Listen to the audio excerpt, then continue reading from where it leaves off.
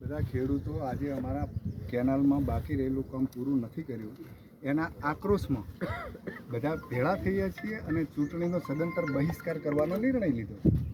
કઈ રીતની માંગો છે, કઈ રીતની સમસ્યા છે?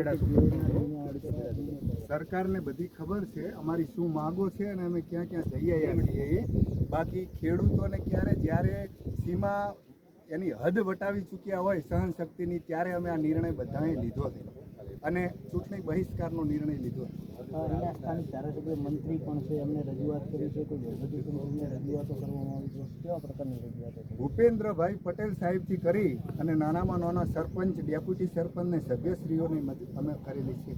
આ કઈ કેનાલ કહેવામાં આવે છે ને અહીંયા કેટલા ગામોને આ ખેડૂતો દેવપરાથી સુઈગામ કેનાલ કહેવામાં આવે છે અને અહીંના ખેડૂતો 10 વર્ષથી હેરાન થાય છે। આ બધી સરકારને ખબર જ છે, અમારે કોઈ જણાવવાની જરૂર નથી। આગામી સમયમાં ખેડૂતોની રણનીતિ કેવી વખત? ચૂંટણી બહિષ્કાર, પાણી છૂટશે કેનાલમાં તો જ ત્યાં ચૂંટણીના બૂથ ઉપર ખેડૂત જશે। કોઈ પણ રાજકીય લેવલે પ્રેશર કરવામાં આવશે તો પણ ખેડૂતો? અમારો લોટ ગર્જન ઉપરવાળો કૃષ્ણ કનૈયો છે।